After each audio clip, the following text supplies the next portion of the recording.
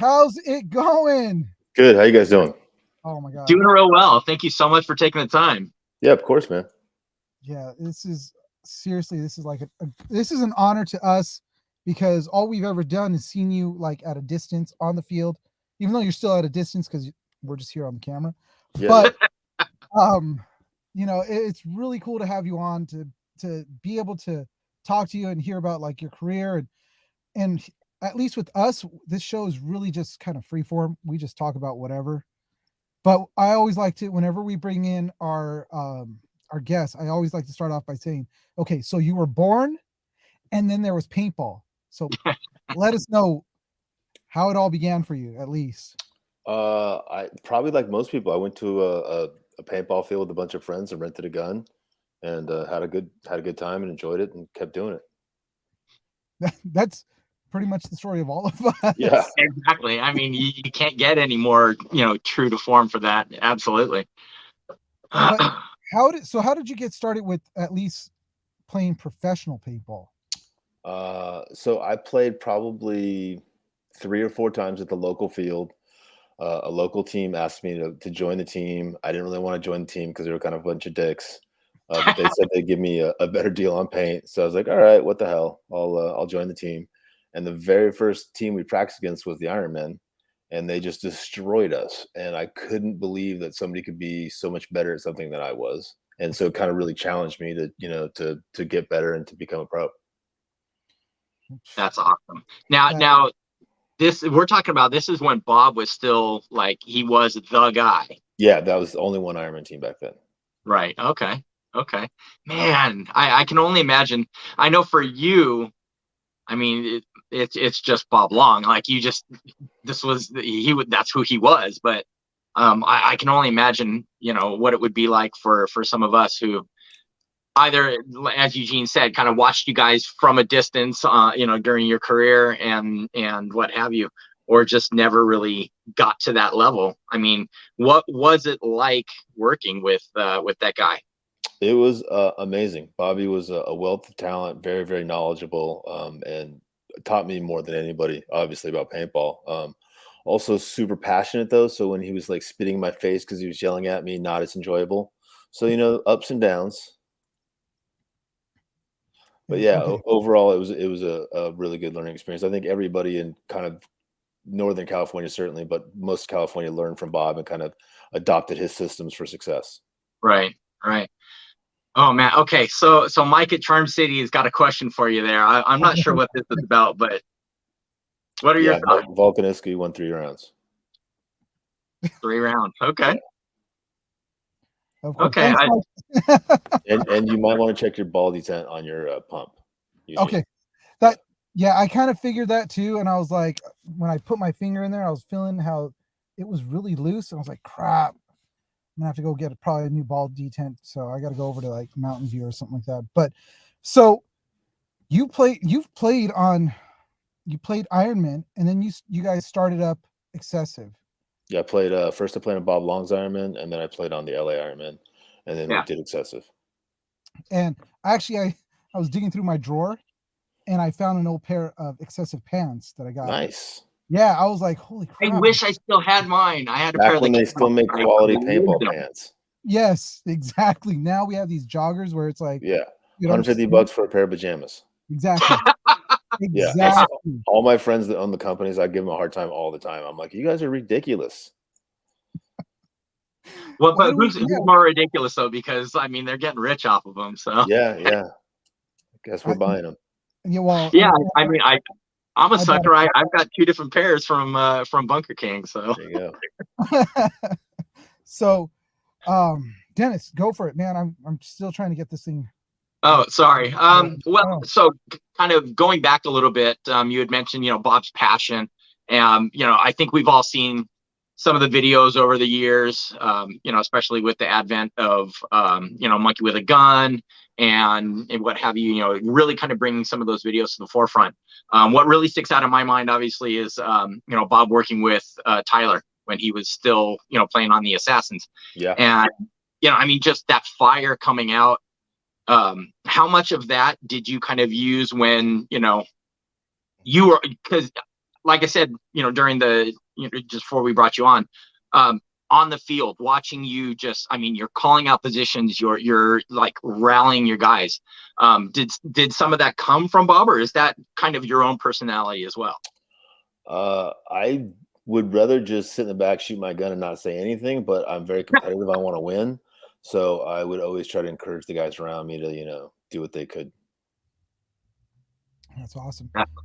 Man. See, and again, that's something that I feel like, I mean, when Eugene and I were co-captaining our teams, that was something that always stuck out in my head, bringing that level of intensity to the field.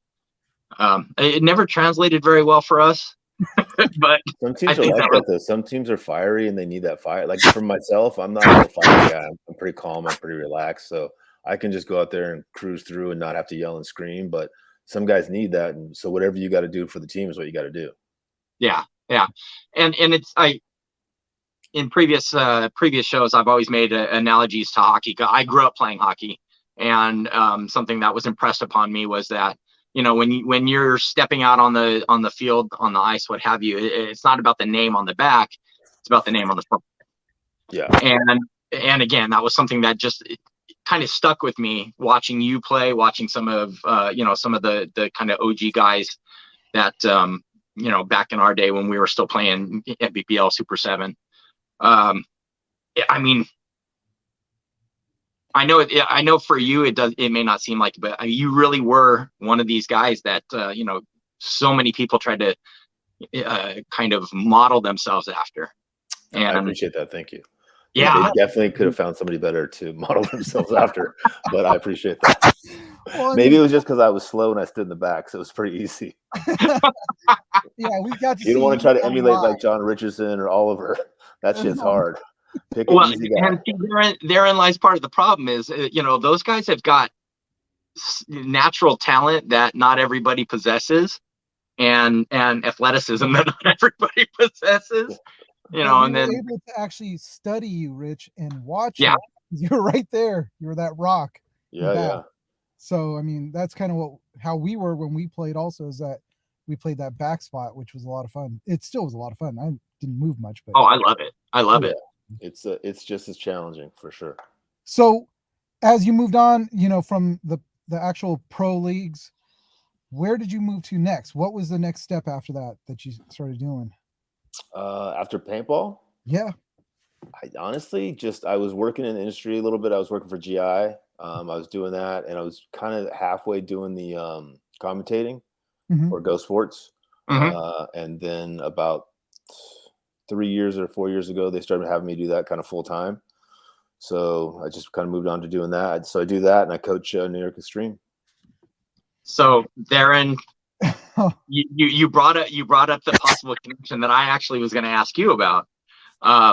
So in light of all of these, I mean, let's face it, the Holy Trinity signing with AC Diesel a couple weeks back, and a lot of the moves that have been made this season. Can you shed any light on the whole situation with Extreme and Harris? Or is that something that? I mean, I don't think there's any secrets. I think, as far as I've heard, that he is going to the Russians. Okay. But maybe I'm wrong. It would not shock me to be wrong about that. And basically, with between Harris and the team, there was just a difference of opinion. We were going to go with more of a team-oriented approach. He wanted to go with more of a superstar approach, so just a difference of opinions, basically. Got it. Which is, I mean, it happens. It sure does. Yeah. I mean, we saw Ollie leave Dynasty and then eventually come back again. So I mean, these things happen, obviously. Yeah. But that was going to be my other question, is that, because I know you still got the excessive camp going in. I think you've got a couple of divisional teams, if I'm not mistaken. Yeah, that's not me. I don't have anything to do with that. That's Junior Pro. Oh, okay. Wow, I was not aware of that. Okay. Yeah. So then you are currently holding tryouts for an Extreme divisional team. New York Extreme? Yeah, or was I mistaken on that? I think they already have a divisional team. Okay. Yeah, I think they already have a divisional team. Okay.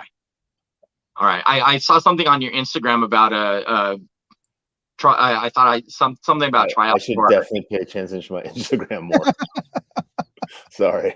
It's all right. No, it's all right. You know what? I get that also because me and Dennis share that Instagram account, and he's posting stuff up, and I'm like, people are messaging. I'm like, what the heck? Who are they talking to? I don't know what. Yeah, someone will send me something and tell me to post it, and I do, and then like a month later, I'll get a comment, or I'll be like, "What the fuck are they talking about?" I'll go back like, "Oh, okay, yeah, okay, yeah." Sorry. I feel you. I feel you on You that guys one. playing jungle this weekend? Yeah, we're We actually are. out there. We Nice, are. nice. I love Yeah. jungle. That's fun. It's it's been Yeah. such a long time since we played too.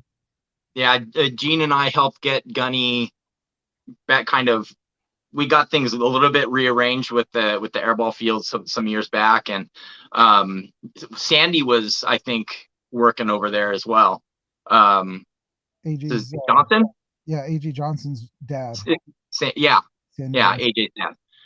So when Gene and I were still playing with Keebler, we kind of made jungle our home field, and we worked with Sandy and Gunny to kind of get that squared away. So yeah, we like going back there. There's a lot of good memories there. And then of course SC Village. I think everybody, if you played paintball in Southern California, you played at SC Village at some point. If you played paintball in Northern California, you probably played at SC Village at some point.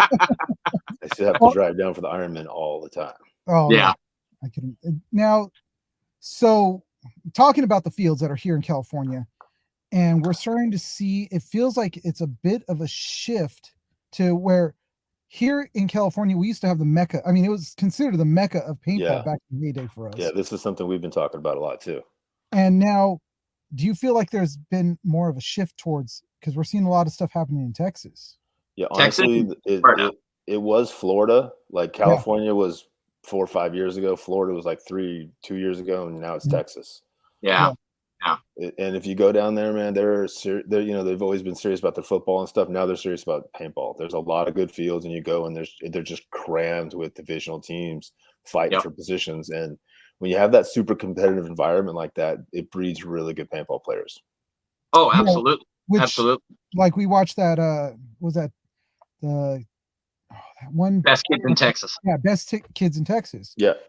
That was a great documentary. It's been a while since we've seen a really good documentary, but it shows that Texas is starting to breed some. Yeah, the next wave of really good players is probably going to come out of Texas. Yeah. And honestly, it looks like, I mean, we're in the midst of that right now with how strong, like as you said, a lot of the divisional teams in that area. Diesel's looking to become, a bigger name. Although the AC camp has always been, I think they've always been, in the mix over the years. Yeah. But we have a close friendship with Niles, who owns the Texas Cyclones, who are making the jump to semi-pro this year. And just seeing everything that he's put into it, and the teams that come out to practice with them, and the fields that are out there. It's like, I mean, Texas Legends, Paintball Fit. There's so many fields out there that I don't think you could throw a stone without hitting a field. So it's pretty. One of the guys from New York Extreme was talking about moving, and I was like, I don't know where I want you to move. Like if I move you to Florida, Texas, I probably lose you, but you get a lot more experience. If I move you to New York, you're not going to get to play as much, but I don't have to worry about losing you to another team. Oh yeah, definitely. I mean, even here, I miss the heydays of what we had back in like the early 2000s. Yeah, when I started back in the early 90s, there was 5 pro teams just in the northern Bay Area. Yeah. So there was a lot of pro paintball, and up in Northern California now there's none. It's a big swing. That's a huge swing. I mean, even as you swing down this way, I mean, what do we still have? What do we have left down here in SoCal? Dynasty Ironman. That's it. Ironman. And I mean, does Infamous still count LA as being home? I don't think so. No. It's Dynasty and Ironman. That's it. Yeah. And I mean, I love those guys. Obviously, they're phenomenal players, but I'd be lying if I said I was not tired of seeing the dragon everywhere. Well, you better get used to it. Yeah. No. I mean, Alex and Yosh and them, they're all about our age. They're all hitting their 40s. Yeah. They got to retire soon. Yeah. But you would think that they would at least be able to bring in like some decent new guys and get them up to close to the same level before they pass the batons on. Yeah, I mean, and hopefully, And I think that, that's going to be the next big hurdle for all these teams. yeah, Impact, Damage, Heat, and Dynasty is once they've run their 40-year-old guys into the ground as long as they can, who can they keep around to build the next generation of young talent so that they stay interested and involved? Otherwise, we lose those teams. Yeah, right. which that's something we've talked about in past podcasts was, these teams should start to have these farm teams that they start pulling from, and not all these teams have those. They used to. That all the teams used to have them, but yeah, there used to be more money in paintball than there's now. That's true. Is another thing that we brought up because seeing how you're still deep into the industry, with everything that's going on, as far as you're doing the commentating and everything. Me and Dennis have talked about this when it comes to sponsors. There's always been that bubble that paintball has stayed in.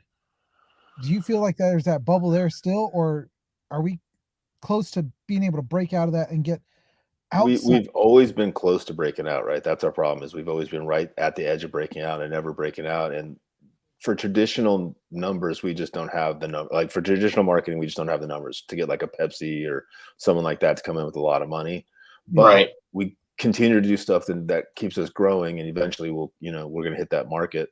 One of the things that people are trying to do now is get gambling into paintball, and if they can get gambling into paintball, that's another big demographic of people coming in, and that might help it grow. So that actually brings up a very interesting point, because there's been a lot of, I don't want to say controversy, but I guess it's the best Oh, you word can say controversy. Yeah. Let's get controversial. Yeah, I mean, it's extremely controversial because there's always been, especially from the people who are, at the higher levels of the sport, there's always going to be a lot of talk of cheating and, sideline coaching, maybe though that's not quite as bad. I mean, without putting too much out there, because, I don't want to make things awkward for you, but I mean, do you feel like introducing gambling to something like this is going to ultimately lead to things like teams intentionally throwing for a payoff or anything like that? So two things. Number one, in order to have teams throw it for payoffs, they'd have to be making a shit ton of money. So like that would be a really amazing thing if all the paintball players could start making an amazing amount of money. Secondly, we've always thrown games, so this would be no different, other than the fact that people are not getting paid for it. Okay. Sorry, I don't want to burst any bubbles.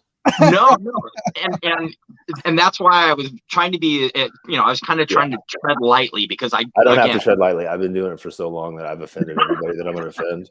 Anyone who likes me now, they like me, they get me. If they don't like me, they don't like me, and we're moving on. Yeah, well, there you go. See, again, words to live by for anybody watching. I mean, that if you could apply that to every facet of your life, you'd probably be a lot happier. But no, I mean, there have been times where I've seen conversations with guys that you've played in the past that said, like at such and such event,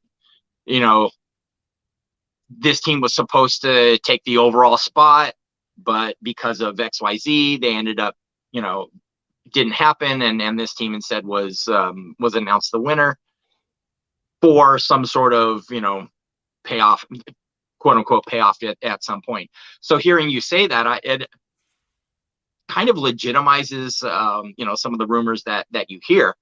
Yeah, so when I mean throw games is like everyone throws games in order to benefit themselves, right?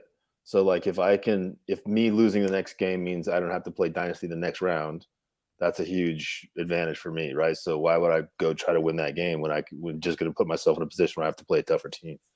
Got it. Okay, no one's throwing away first place. No one's throwing away second place. No one's third. But I'll throw away 8th place for a better shot at getting that top 4, that top 2. Okay. Now, see, that makes a little bit more sense. Yeah, that makes a little bit more sense.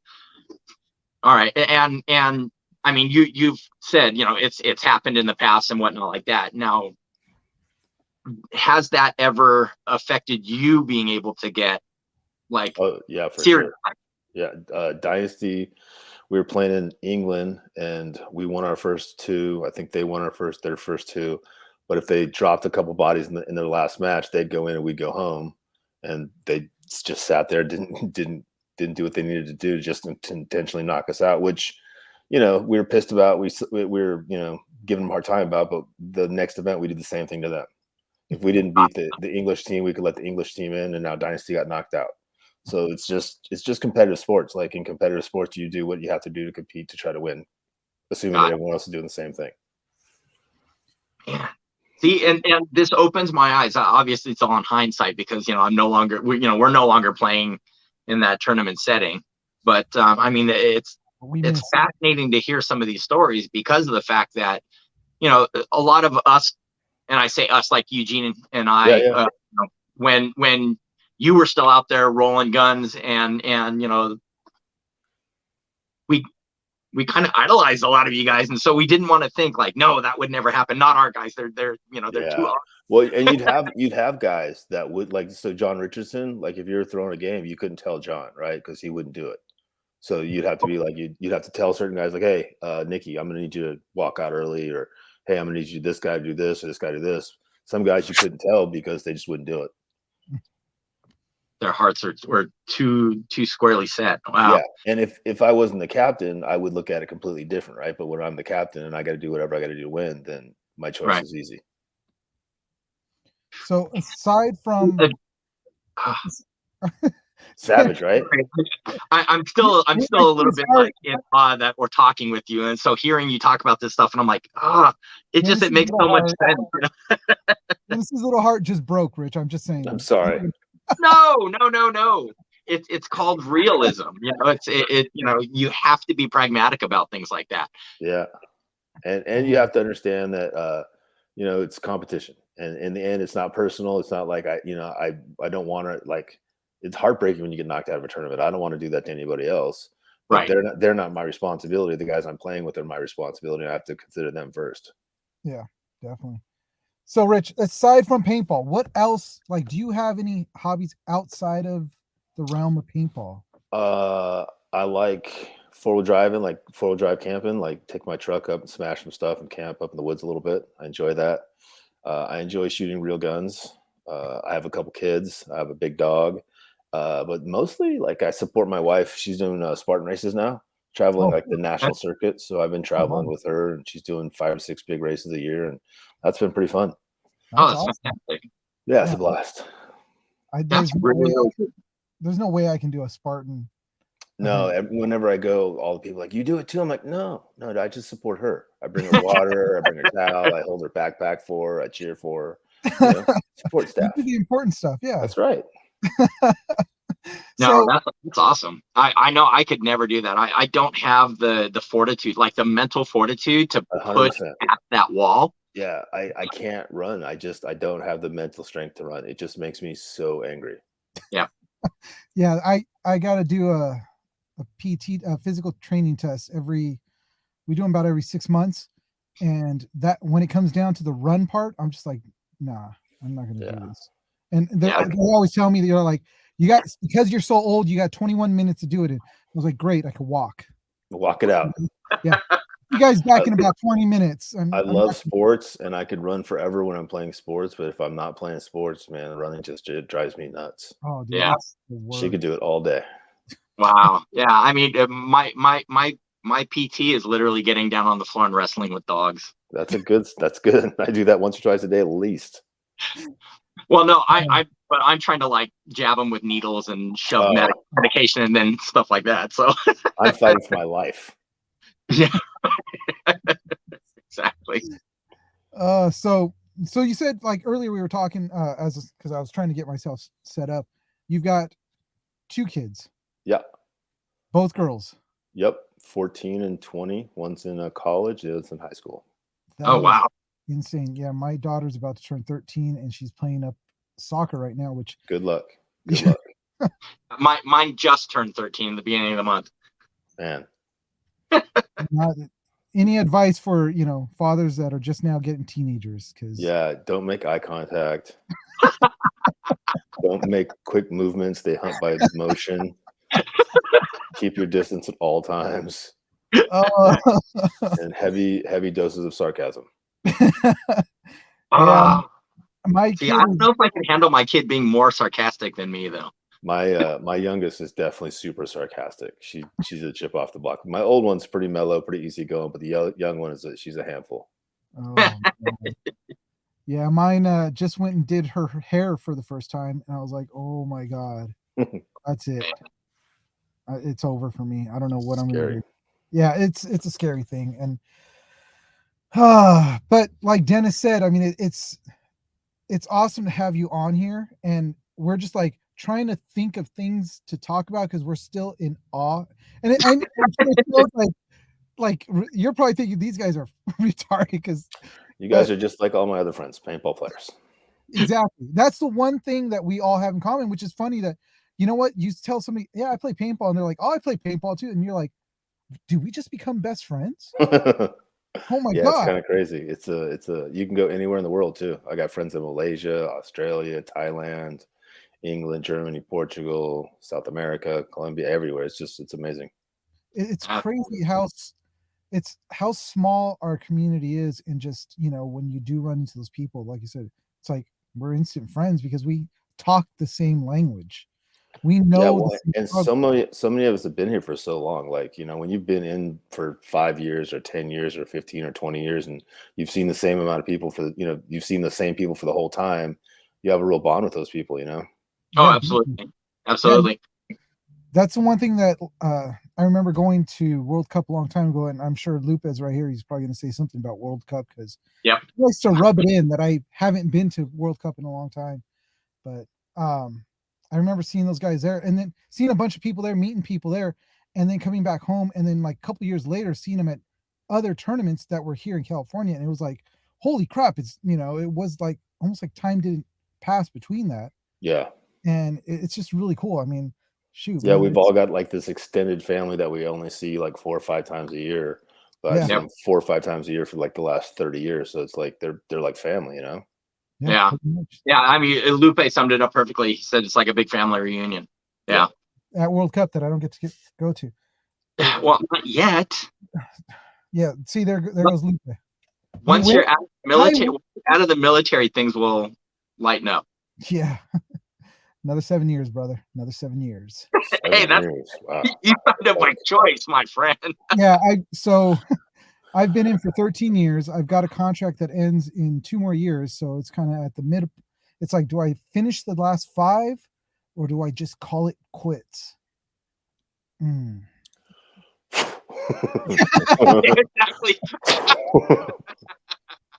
Where'd he go? He was just here a second ago. I was just talking to him. Like we were having a conversation, and then he was just gone. Yep. Exactly. I'm seriously, I'm at that point, and I was You talking want to me a to call buddy of for mine. you? I'll call him. I'll tell him. Yeah, Eugene's not coming in. No, he's had enough. Yeah, He's done. He's done his time. He's done his time. Yeah. I'm at that point, but it's like, then what do I do afterwards? I mean, besides, I could play paintball. There you go. Wait, So Mike's that was going to be my next question was, did we see you out there at ICPL? Are you going to be going to the 10-man event? I might go to the one in Tennessee. Okay. New York's playing, so I might go and slip in with those guys. Nice. Yeah, that would be fun. And it's actually nice to see ICPL. Did I say that right? Because I always mess up all these stupid acronyms. You did. All these, I miss, and I keep saying this, and I will always rant. I miss the day of something simple like NPPL, because I could always remember nipple. And now we've got ICPL. What else, Dennis? I don't know. All these. CCPL, the WCCPL, the USXBL. I mean, there's Gulf States Paintball. There's MSXL. I deal with enough acronyms in the military. I don't need any more outside in my life. I just don't. I've had enough. Yeah. Had enough. I might actually have you call the military tomorrow for me, and I'll get let me know. He's done. Yeah, he's done. He's had enough. It's actually nice to see a lot of these tournaments starting to come back to where we can actually play 10-man again. Yeah, it's pretty cool. And I mean, I don't Have know. you I still done miss it, man. HTP? I feel like there's enough paintball now that everyone can kind of find their niche. 10-man, 7-man, 5-man, 3-man. Yeah, because at Jungle ball. at one point it felt like all it was X-ball. Yeah, it was like for 5 years or so. It was just a grind of just 5-man. Which is fine, but it's like us that are kind of slowing down. Yeah, if you're not as athletic and unless you're playing against people at your same speed, then it's definitely a disadvantage. Yeah, and Lupus said, hips. Oh no, that's not what he said. HTTPS, not hips. He said MX. Although I get hips, yeah. Yeah. Well, Lupus mentioned the hips, are going. That's true. That's true. So man, and I saw there, Mike said he's going to be hitting up that Tennessee event. Mike, you got to get Rich one of your headbands. Yes. Yeah, come up, say hi. Oh my God, I don't know if you've checked out Mike's work, but Rich, he makes some amazing bands, headbands. Yeah, he does some really quality work, and also we also have another one. Grow the Sport Paintball, if you ever get a chance to Nick out of Florida as well. Nick out of Florida has some really cool headbands. It's crazy that when these little companies like this, because we've made friends obviously from doing this also, that the moment somebody starts a company in paintball, everybody's out there to help them, support them, and grow them. It's not like outside in the real world, I guess. In the real world, yeah. It's a nice little bubble. Little bubble of friends. So we all buy the same stuff, and we're always recycle and help each other out. It's good. It's the community, man. Exactly, which is really cool. So if it's cool for right now with all that, but if those bigger companies are introduced, what do you think would happen to these smaller companies? I think they'd be more successful. You think so? If big companies come in, that means there's a lot more people playing. That means there's a lot more room for those small companies at the bottom to become, middle-sized companies. Yeah. Now, but that being said, kind of playing devil's advocate here, do you think we would see a situation similar to what we've seen over, the past couple of decades where, like JT, Brass Eagle, Titman, all of these companies eventually got, absorbed under one parent company, and I mean, now it's Die and like the parent company of, like I say, JT, Empire, GI. It seems to have kind of consolidated. Yeah. And in fact, some of those brands, like unfortunately, we saw the passing of War Games, in the early 2000s. A lot of brands died. But do you think something like that would happen if some of these larger, outside companies bringing in a little bit of money? Would you see a consolidation honestly, of like that? If you have a small company, that's kind of your dream, right? Just to build it up, make it successful, then somebody comes in and buys it from you, and you go on to the next adventure. The shortcoming is when those companies buy those brands and then just let those brands die. Like if Air America, you could just go down a list of all these classic brands that somebody bought and then just didn't have the passion or didn't keep the people, so they didn't, they lost whatever value they had. Yeah. Although in Air America's case, they soldiered on and became immortal there, and they're actually doing great. Yep. Which I really want to get. I want their tank so bad. Yeah, Kobe is the best. Yeah, no, he definitely is, and oh man, and if Dan's watching or sees this, by all means, at any time. That's great. Every so often, I throw that out there because who knows, somebody might like us that much, but maybe. I mean, who knows? I was just lucky enough to get a brand new push bag sent to me by the Push guys. Thanks, guys. Nice. Very nice. Very nice. Nice. Yeah. I would love to be able to drop a dime on one of those masks, but right now it's just a little too spicy. Nice mask though. No, they are so nice. And the thing that I like the most is not only because you can, they've got the addition, so for those of us with a slightly bigger face, rounder face, but they actually have, if you look close on the bridge of the nose, they've got that adjustment, so you can actually. Yeah. Oh, man. It's almost like they thought about it. Yeah. Exactly. It only took, how many years now before they finally came out with a mask that we could actually adjust and make a. Yeah, it was comfortable. Yeah, exactly. Good job, Now, guys. now is that Chris's baby, or is he just kind of Lasoya? like affiliated? Yeah. No, Brian Bonini is the kind of brain / engineer behind the design. Chris is Okay. more like a manager / sales guy. Got it. Okay. So he's still the pretty face. Yes, he will always be the pretty face of whatever venture he's involved with. That's true. I mean, let's face it, whether you like him or not, he definitely draws attention. Chris is amazing. Everyone likes Chris. What are you talking about? Even if he domes you from 5 inches away. It's not a sport for soft people. Well, that's true. So this is actually a revision of a company that we had way back when. In 2006, we were actually called Sunday Clothing. Okay. And we actually interviewed, I think we interviewed you, but I was behind the camera. Yeah, we did. Yeah, we did. And we had Chris. And the funny thing is that we had Chris come on, and even he was prettier than the girl that was actually interviewing him. That's right. He had just got off the field. He wrecked, like, I literally watched the game and he wrecked some fools and was yelling. And then like 5 minutes later, he comes off and he's like, "Oh, hey, what's up, guys? How's it going?" Totally cool with us and talked to us. It was great. It was fun. Yeah, Chris is amazing. So, all right, enough of the Chris love. But all right. Sorry, Dennis. Apparently Haley has 3. We should hit her up. Well, I mean, she plays with Destiny, so she kind of gets first dibs.